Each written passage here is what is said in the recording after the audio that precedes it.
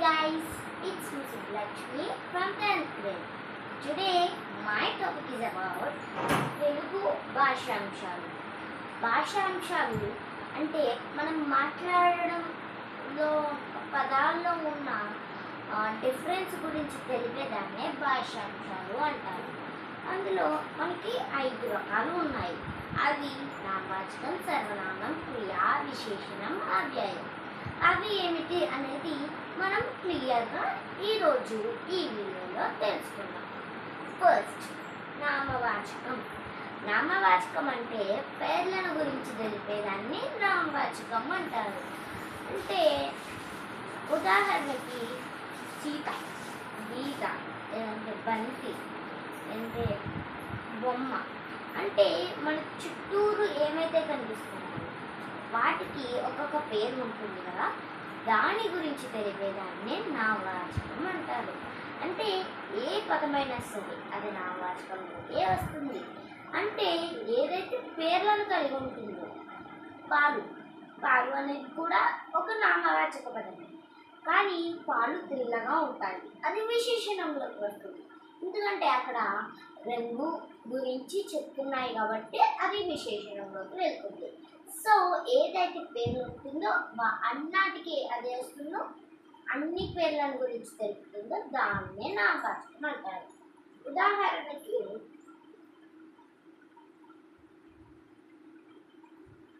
సీత,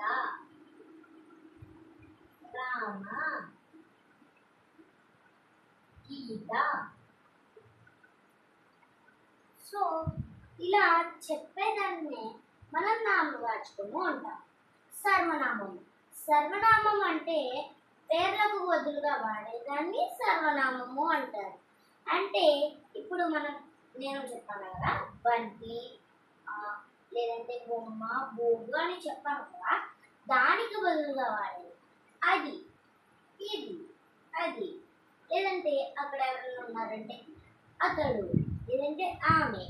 అలా పేర్లకు బదులుగా వాడేదాన్ని సర్వనామము అంటారు.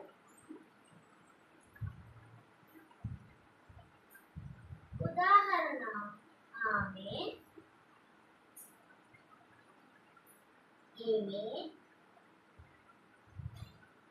ఇలా పేర్లకు బదులుగా వాడేదాన్ని సర్వనామము అంటారు. నెక్స్ట్ క్రియ. క్రియ అంటే మనం చేసే పనులను క్రియ అంటారు. అంటే నేను ఇప్పుడు మీతో మాట్లాడుతున్నాను, అది క్రియ.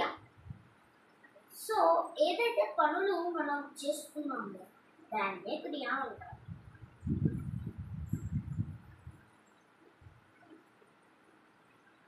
ఉదాహరణ చేస్తుంది,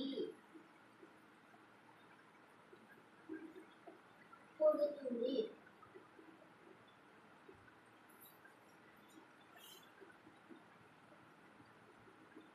సో చేసే పనుల గురించి చెప్పేదాన్నే క్రియ అంటారు.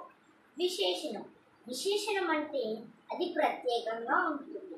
అది ఎలా అంటే రంగు ద్వారా, రుచి ద్వారా, లేదంటే ఆ పదంలో అంటే ఆ వాక్యంలో ఏదైతే ప్రత్యేకంగా కనిపిస్తుందో దాన్ని కూడా రంగు, రుచి ద్వారా, దాన్నే విశేషణం అంటారు. ఉదాహరణ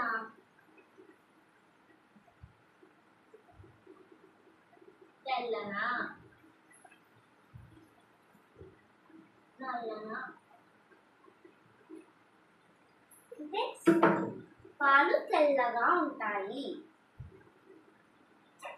సో అందులో విశేషణం ఏమిటి అంటే తెల్లగా ఉంటాయి. పాలు అనేది నామవాచకం, ఉంటుంది అనేది క్రియ.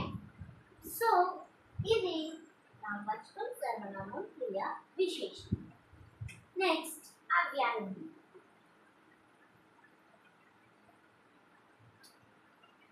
అవ్యయం అంటే ఆశ్చర్య పదాల గురించి తెలిపేదాన్నే అవ్యయము అంటారు. ఉదాహరణ ఆహా, ఓహో, అలా జరిగిందా, అవునా అనే చెప్పడాన్ని, ఆశ్చర్యంగా చెప్పడాన్ని అవ్యయం అంటారు. ఉదాహరణ